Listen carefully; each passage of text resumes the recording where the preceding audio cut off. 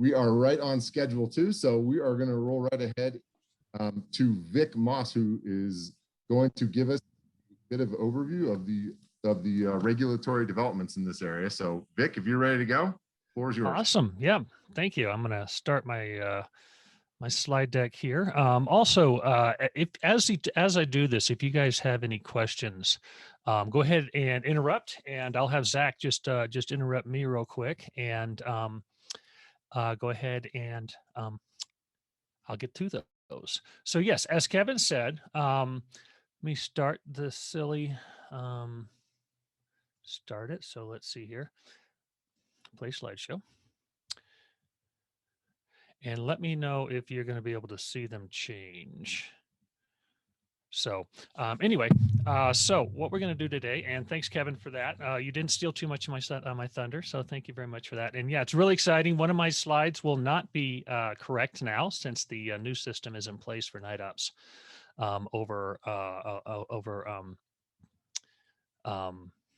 night ops. Sorry, I'm doing 14 things at once here, and that's not a good thing for me. Anyway, so night ops and controlled airspace. So I'm glad to see that that is doable now. And I'm trying to get I got to stop sharing. Sorry, give me just a second here. Vic, there we go. Now we're changing. Pardon, what? You have your tap shoes on. I do not. Are you seeing the stuff change now? The slides change? Yeah, you're good. Awesome. Okay, here we go then. Who am I? I'm Vic Moss, actually remote pilot here. I've been a remote pilot legally since 2016. I won't go into before 2016. And as mentioned, Vice President, CEO of Drone Service Provider Alliance, and a fast team drone pro here in Wyoming and Colorado, as is Taylor. Director of Legislative Affairs here in for UAS Colorado. And so, yeah, as was mentioned earlier by Sean, we're 8 for 8 working with the state legislature. Colorado is a very pro drone, thanks in large part to UAS and especially Jay for his work as well. And then some of you may know me also as I'm one of the admin for two of the largest UAS groups on Facebook, both the legal group and a commercial group. And also, as mentioned, I'm one of 2 UAS citizen operators on the DAC. So that was kind of exciting. We got that announcement in January. So who is the Drone Service Provider Alliance? We are a membership-based organization that is basically, we're trying to be the voice for the small and medium-sized drone service provider with both the FAA and other regulatory agencies. But unlike some of the other groups and individual peoples out there, we really prefer to have a cooperative approach rather than a combative approach when it comes to drone regulation in the U.S. It seems to work better that way. And we just felt when Kenji Sugahara and I started this last year, we thought, you know what, we don't want to be antagonistic. We want to fight for what we feel is our right. But we want to make sure that the small and medium-sized drone service provider has a voice and a unified voice. And Kenji is the other UAS operator on the DAC, and he is on the DAC as the president and CEO of DSPA, whereas I am on the DAC not as DSPA, but as a drone pilot. Next, well, we are a voice for positive change. That really is what our motto is, and we like to keep it that way, and we like to push that as much as we can.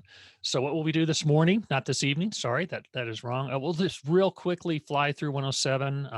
Kevin did a pretty good job with 44809. Not a pretty good job. You did a really good job with 44809. And I'll just do some of the stuff under 107. Odds are everybody here knows this already, but I just want to make sure we're all on the same playing field here.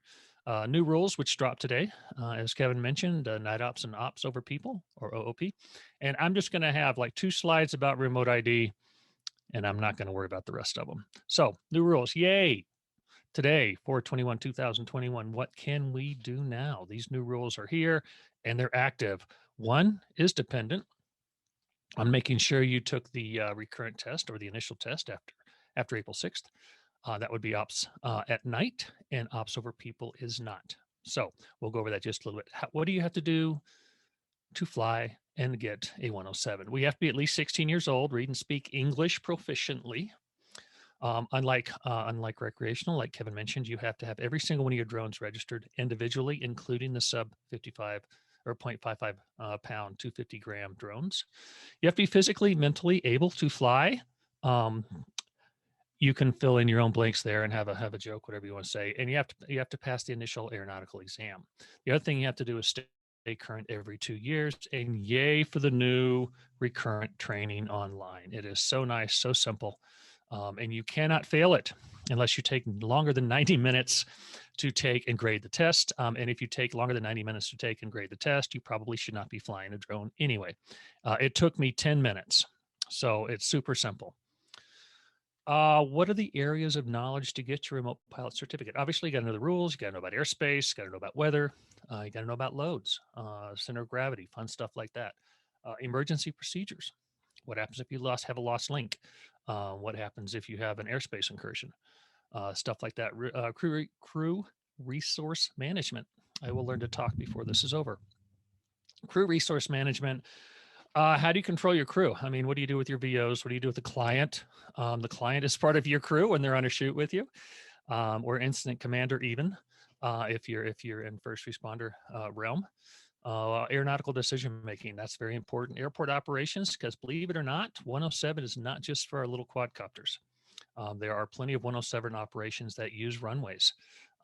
Next month for the Colorado Central UAS Club. Sorry, we're going to be up in Fort Collins and look at their airport situation. That would be kind of cool. And then maintenance and pre-flight inspections also. And then, of course, with the new stuff, you also need to know about operations over people, operations at night. And for the recurrent, you have to know about remote ID, or at least you'll be taught remote ID. For the initial, you do not need to know that yet. What we'll cover important dates, which are all passed for the most part: recurrent training, night ops without waiver, OOP, and operations over moving vehicles. So stay tuned for that. Timelines, miscellaneous rules, and I'll have a quick Q&A at the end as well, if I can speak quickly.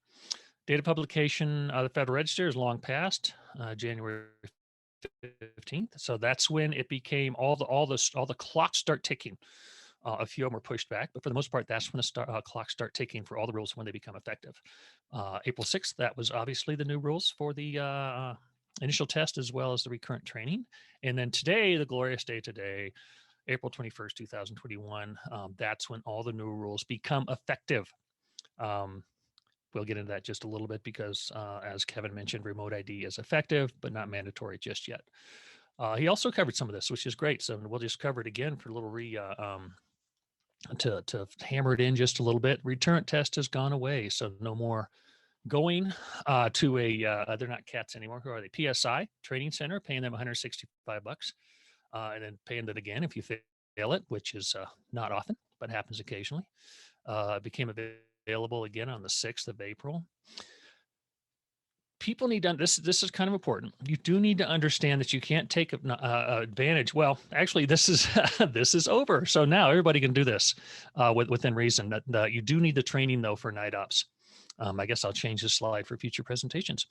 You do need the training to take advantage of 107.29 operations without a waiver. Now, if you still have a waiver, you can use it for about another 4 weeks.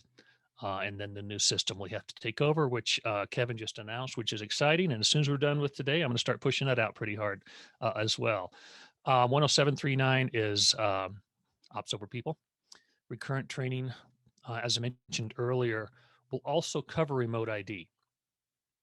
So it's the training. You don't need to know about remote ID. Remember, training is training. A lot of people say, well, where do I study to take the training for my recurrent training? It's like that. The training is the training. So you don't need to worry about learning all that fun stuff because you learn it as you do your training. And again, when you take your quiz at the end, I hesitate calling it a test, you have, I believe, 45 questions. Kevin can correct me if I'm wrong. But you answer all your questions and you hit the grade button. And if you got any wrong, it has you go back and change your answers. So what's really nice about this, when you took your recurrent test, or even when you take your initial test, instead of telling you what you got wrong, they tell you the sections of the ordinance that you got wrong, or the regulations that you got wrong. You never know what question you got wrong, which is what to me always seemed more helpful or more hurtful than helpful, because you don't know what question you got wrong. With the recurrent training, it tells you, okay, you got question 4 wrong. So which one of those other 2 answers, because it's only 3 questions, do you think is right? And then you pick the second question that you think is right and you hit again. If you got it right, you're good. You print out your receipt. It also resets your 24 calendar month clock. A lot of people don't understand that. They think, well, my recurrent's good for another year, so I better take it so I keep my recurrent good for that year. No, you reset your 24 calendar month clock. So after 24 calendar months, you have to take it again. And also, you do not have to wait until you're no longer current to take it. You can take it whenever you want. You also do not have to be current, as Kevin mentioned. If you're not current now, go ahead and take it. You become current again. You don't have to take the initial again. We get that question a lot in the forums. And again, also, it's free and only available at the FAAsafety.gov website. You will need an account. So you need to make sure you have an account, and then you can take care of that and take the test, the training, and then the quiz. One thing I do want to shout out real quick to the FAA is that the recurrent training was great. I've heard nothing but good things about it. A few people complain it's too easy, but they complain about lots of stuff that's too easy. So I really don't listen to them. But it works out really great. It's a great knowledge resource. When I took the training, there was actually, there was one thing I didn't know. So it was really kind of cool to have that training in there, and kind of just reignite some of that knowledge on there. We've already answered that right there. Next is night operations. Again, no more night operation or no more night waivers after 5. And I think this is 5/17/21. I might have the date wrong on that. I'll double check that. So basically 4 weeks from now, everybody who has a 10729 waiver will no longer have a 10729 waiver. Night operations, I believe, Kevin can correct me if I'm wrong, actually is after the 17th is no longer a waiverable operation. Now there might be things like you can waive it if you want to be able to fly at night without strobes. Let's say you're a SWAT team and you don't want whoever you're looking at to know where the drone is. There might be that kind of situation. Kevin can correct me if I'm wrong. And the training and initial test, as mentioned, will have the 10729 material. 3 statute mile strobes are required to fly at night, as is the training, as I mentioned. And FAA does not qualify or quantify or approve strobes. It is up to you as remote pilot in command to make sure that's a 3 statute mile strobe. Firehouse has some great ones. LoomCube has some good ones, or has a good one. But for the most part, I really recommend the Firehouse Technology strobes. And no, I don't get paid for that. I really like them. That's what I use on mine. Also, as mentioned, it will be trained. The training will be required. And this is no longer active, thanks to the announcement just a few minutes ago. The Lance Ops at night, again, there's the process involved for that. So we can do that now. So thank you, FAA. That has been on the mind of a lot of people lately. Ops over people. This is a little more confusing, a little more complicated. So we're going to go into it a little bit deeper. And I'll try to move here quickly. There's also an additional rule, which is 107.145, which is operations over moving vehicles. The specs and timeline are tied to operations over people. And also in the future, 107.45 can be waived. It has not been added to the drone zone yet. At least it wasn't the other day when I checked. 4 categories of ops over people. We'll dive into the first 3. The 4th one, we're not going to deal too much on. And this is the big one. This is what I want to make sure everybody understands and make sure everybody helps everybody else understand, because this is going to be an issue. I can almost promise you, even with the comments I'm getting today. We put out an article this morning, DSPA or DSPAlliance.org on our news page, and it really digs into this deeper. The drone to fly over people today is only category 1, so it has to be under 250 grams and contained. The wording is exposed rotating parts would lacerate human skin upon impact with a human being. There are no manufacturer requirements in this. You do not have, the manufacturer does not have to have a declaration of compliance. It will be incumbent upon every RPIC to make sure that your UAS qualifies. So if you have to make sure that your category 1 drone that you can fly over people today is 250 grams, but cannot have any rotating parts. The other aspect of this yet, which is not ready, is you cannot fly over open air assemblies. There is no definition of open air assemblies, but if you figure if there's a bunch of people hanging out together, I would consider that an open air assembly. So you got concert construction sites. Here in Denver, I would not fly down the 16th Street Mall at lunch in the summer. I'm sure that would be considered an open air assembly. But unless you have remote ID module on your drone, or if it's built in, you cannot fly over open air assemblies. And again, this is without a waiver. These are waiverable, but for right now, without a waiver, you can't do that. So concerts, construction sites, etc. Yeah, that's not going to happen right now unless they have a waiver. Goes into effect today. Yay! Again, no open air assemblies without remote ID, and the RPIC has to determine if the UAS satisfies Category 1 criteria. Little plug here. Let's see, what is today? Wednesday. Tomorrow we will have a video out on the DSPA YouTube channel that goes over 2 different tests people did with the Mavic Mini and the Mini 2, and whether or not it satisfies Criteria 1 or Category 1 criteria. Both tests came up with diametrically opposed results. So use your aeronautical decision making to decide whether or not if that satisfies it. I'm going to go out on a limb here and say it does not. I will not be flying my Mavic Mini over crowds without a waiver, which I'm going to apply for anyway. Category 2 and 3 are very similar. You must have a declaration of compliance put out by the manufacturer. You've got 11 foot-pounds of kinetic energy. Again, no rotating parts. Safety defects, can't have a safety defect, so you better make sure your props are working. You make sure our remote ID is working if you're going to fly over the open air assemblies, and it has to be externally marked with whatever category it's flying under. In this case, is Category 2. And it has to, and again, I can't emphasize enough that this is a manufacturer declaration of compliance. I get tons of questions. How can I satisfy Category 2 and 3 with the drones I have? You can't, at least not yet. Can there be a retroactive DOC, declaration of compliance? Maybe. That's yet to be decided. So hold off on that. You also have to make sure you maintain records and instructions in your flight logs. Category 2 timeline. Again, the DOC has to be manufacturer submitted and FAA approved, and they can start submitting those documentation or documents 9 to 12 months from now. So I'm thinking best case scenario, Q2 2022 is when you're going to start seeing some of these drones hit the market. Category 3 is pretty much all the same as Category 2, with the exception of now you have to have you have a 25 foot-pound transference of kinetic energy. And the big thing here is Category 3 drones can only operate over people basically on closed sets and have notification given. If you have, or obviously, which is also the rules now, if your person is part of the operation or under shelter or stationary vehicle. So Category 3 drones are not going to be the drones you're going to have out flying over crowds at the beach, flying over crowds at a soccer game, whatever. Those are not the drones you're going to have out there.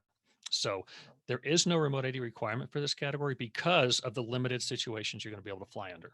So don't worry too much about that. The timeline is pretty much the same as, well, it is. It's exactly the same as Category 2. So don't worry too much about that. Category 4, odds are you're not going to be flying a Category 4 drone over people, and because these are the big boys with the big toys, delivery, that kind of stuff, and the requirements are here. But the biggest thing is you're going to have Part 21 airworthiness certificate. If you do not know what a Part 21 airworthiness certificate is, don't worry about it. You're probably not going to be flying a Category 4 drone. These actually will probably come on the market a little bit sooner than the Category 2 and 3. But again, they're going to be very, very, very limited in operations, and they're going to be both 107 and 135 operations. So don't worry too much about that unless you need to know about it, in which case you probably already know about it anyway. Timeline again, 3 to 6 months. Your airworthiness certificate is going to be the issue on that if you're a manufacturer in that category. Ops over moving people. I'm sorry, let's try that again. Ops over moving vehicles. PIC must use an aircraft that, and here we go, qualifies for ops over people. Again, as I mentioned, ops over people and ops over moving vehicles are tied together. They're arm in arm, hand in hand. And here the ARC, category 1 through 3 must remain on closed set. So again, that's a category 3 anyway, but for operations over moving vehicles, you have to have that closed set notifications, or, and this is actually going to be the issue people have outside of closed sets, you cannot maintain sustained flights over vehicles. That means if I have to go from one side of I-25 to another side of I-25,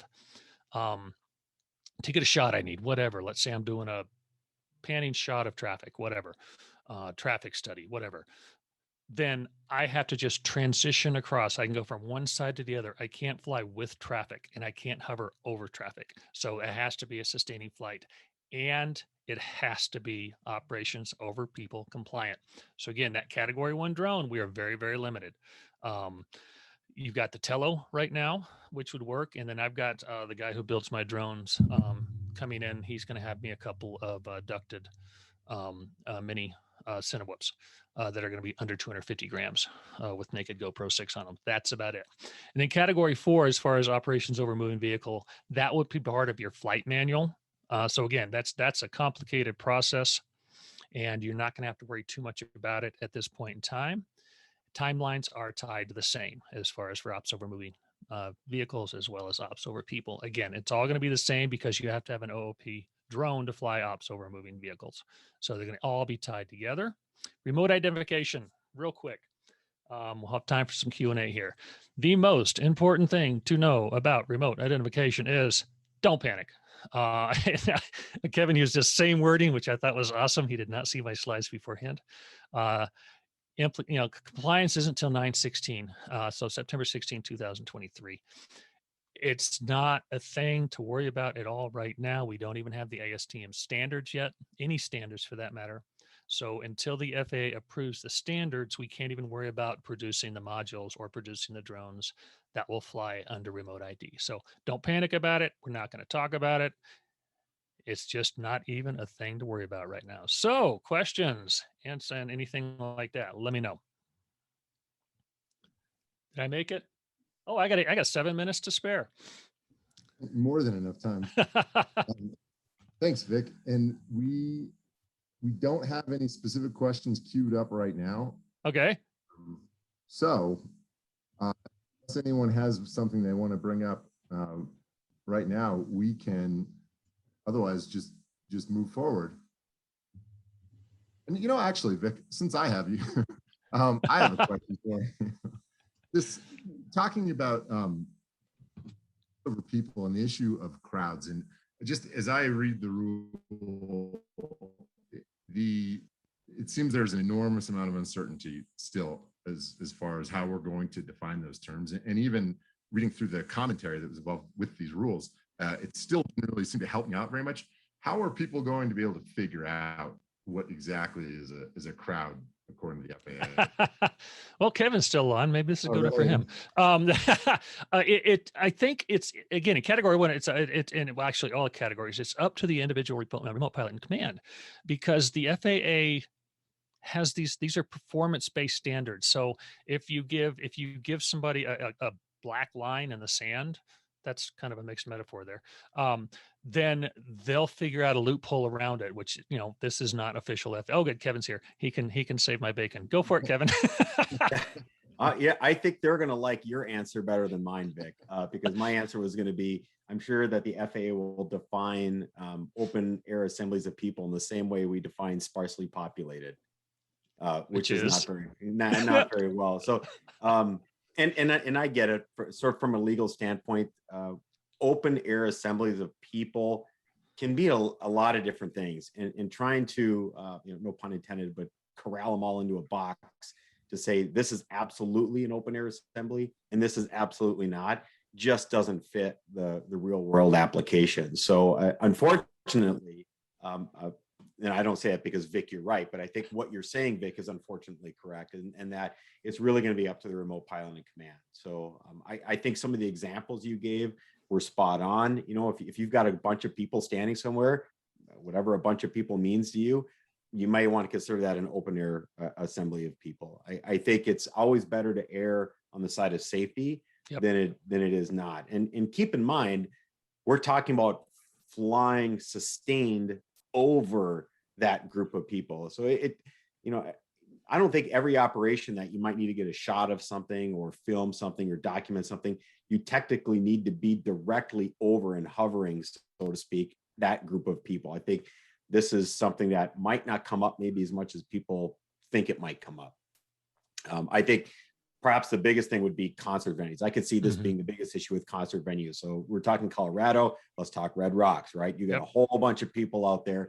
I don't see you being able to operate for the purpose of filming those people over those people without being considered sustained flight over an open air assembly of people. So I think that's an easy example, but nonetheless, I think that that's really what we're talking about. That makes sense. And for those of you local who want to fly Red Rocks, remember it's a Denver City Park, so you're not allowed to fly there anyway.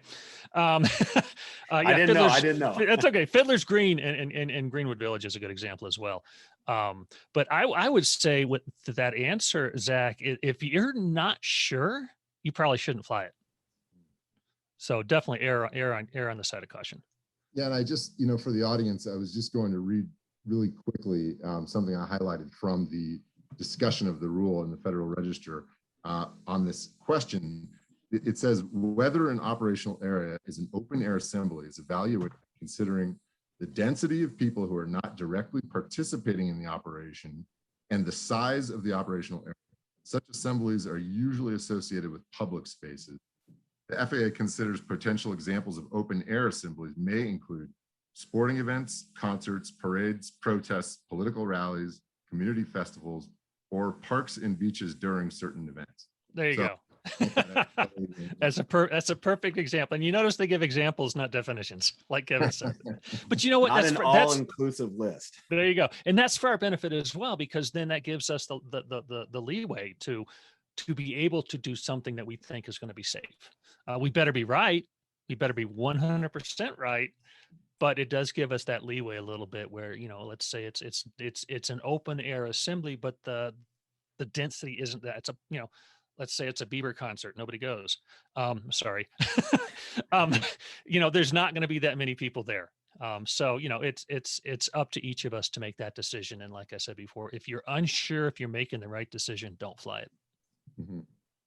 So I do, and we are running a little short on time here, but I have a couple of questions that did pop up here in the last minute or two. So, and a couple of these are very broad questions. So I don't know if either of you are going to be able to. I can jump in the Q&A afterwards and answer some of those as well. So okay, and so a couple of these, and folks, yeah, I'm going to skip a couple for now just because they may involve a little more nuanced response. But let me get to a couple more that may be a little more straightforward. This one's from Don Ireland to you, Vic, and he asks, various categories seem very technical. I'm not a mathematician who understands kinetic energy. How can I determine if my Mavic Air 2 will comply? Is there something from the manufacturer? Yep. It's going to be a manufacturer DOC, to Department of Compliance, Declaration of Compliance, or possibly, this isn't spelled out, it could be that Pair Zero puts out a DOC based on one of their parachutes systems attached to a Mavic. In the thing we're putting out tomorrow, there'll be some interesting numbers. The video we're putting out tomorrow, there'll be some interesting numbers. But right now, you cannot self-certify Category 2 or Category 3 or Category 4, but we're not going to talk about it. Category 2 and Category 3, you will not be able to self-certify. It will be manufacturer certification with FAA acceptance. Okay. And one other question, this is from Sean McClung. What is the interface between FAA policy night ops and over people ops with state law, especially in the case of state preemption? And that might be a more complicated one as well. That's pretty complicated with Sean, but do you want to try, Kevin? Yeah, I can kind of give a general answer. I am starting this off with, I am not an attorney, nor am I trying to pretend to be one here, but so the FAA, all of our regulations deal with airspace. We don't get into property ownership rights. We don't get into ordinances that regulate what you can or cannot do at a city park, or what you can or cannot do on your own property. Where we get involved is once it's in the air. So if we have rules that permit operating at night, or they permit operating over people or moving vehicles, when you're in the air, those are the rules you need to follow. States, although I've seen many try and some have put laws or ordinances on the book, will try to further regulate what you can do once you're in the air, and that would be considered preemption. So they can't technically write laws that restrict you from flying. Now, put an asterisk there, because they can certainly put out ordinances that state you may not launch or recover drones from within city park boundaries or from within the city. I mean, they can control what you can and can't do on the ground, but they couldn't say you're not allowed to fly a drone above the air over this area, because if the FAA regulations allow it, you're allowed to do it. I don't recommend a confrontational sort of attitude toward cities and things, but for groups like what Vic is doing with his group to reach out and educate, more often than not, it's a lack of knowledge on a lot of these cities and towns, or just like they're worried about privacy, they're worried about trespassing, two things that which the FAA does not get involved in. But they know that, well, we'll stop it, we'll help our citizens, we'll just won't let drones fly over our city. Well, you can't really do that without some coordination. So I think a lot of the efforts Vic has brought up, even right at the beginning here, I think in our presentation chat, he mentioned something happening down in Florida. Just you keep an eye on that stuff, but mostly it boils down to education. So can they say you're not allowed to fly at night when the FAA says you can? No, they can't. Would they say it? Yes, they might. Could they make a law there? Yeah, they could. And I would, before you start challenging the law in the field in real time, maybe try to challenge that law through a conversation and education first. Yep. Reach out to me if you have any questions on that. And just to piggyback real quick here, I know we're out of time. Just because they write a law and it's federally preempted does not mean they can't cite you for it. And that sometimes is what it takes, is a citation, and then you fight it. Preemptive work is better. We're doing that right here in Jefferson County with their open space rules, because they say you can't fly over open space, and I'll be going to their meeting next month and talking to them about it, because their lawyers won't listen to me on the phone. So I'll go in person. So, hey, yeah, we're only 2 minutes over. For me, that's pretty darn good for one of my presentations. It's still a little too soon, Vic. We have a couple of minutes. Yeah, I know. That's okay. I'm good if y'all are good. Yeah, I think, if we can, let's knock these out really quickly. Sure. And we can jump to break.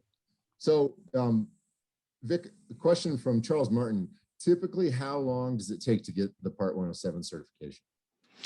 You should, initial is, you could go take it now if you want to try and pass the test, but I strongly suggest taking some training, either online. The FAA has some good stuff that's free on their website. It's written in FAAese, so it's a little harder to read. And for people like me who have a disability to learn while I'm reading, I have to be kind of fed stuff, and I'm a very visual learner. But you can study for a couple, 3 weeks and go pass it. And some people study longer than that. Some people take a test. I love the Pilot Institute. I work with Greg on a lot of things, so put a plug in for him on that. And I know Taylor has a class as well, coming up or over. I can't remember. Taylor can jump in on that as well in a break or whenever. Okay, thanks. One other, this is more of a comment from an anonymous attendee. So whoever's out there, we hear you. The comment is, may want to add rail vehicles and boats, and I'm assuming this is in the context of ops over moving vehicles. And a moving vehicle is a moving vehicle. It could be a bicycle, a skateboard, a train, a tugboat, maybe not in Colorado. But yeah, if it's a vehicle and it's moving and it's got people in it, it's a moving vehicle. So bicycles. Train cars, like. Well, train cars, unless there's a hobo in it. But the locomotives, if you Amtrak, all that stuff is all. A moving vehicle is not a car on the street. It's just the most. Isn't just a car on the street, but it's the most common moving vehicle with people. Great. But yeah, good point, anonymous person. You. Hey, you should want to take credit for that one. Yeah, really, go And for then, it. so one last thing from Phil Crosley, he said, worth pointing out that according to Ruprecht calculator, or Jonathan Ruprecht, I assume that is, John's a good guy. even a small drone like a Mavic Mini can't be higher than 20 feet up when it falls without exceeding the 11 feet. Yep. Yep, those numbers were pretty shocking. Again, it'll be in the video tomorrow. But yeah, a Mavic Mini would not qualify for Category 1 because of the kinetic energy transference. All right. So it's interesting that it would not qualify. It would not qualify. You're going to have some kind of parachute system on it, which is not made right now, by the way. Right. I'm sure they're coming though. Oh yeah. All right. Well, with that, Thanks everybody. Very much. We always appreciate your input on these subjects. And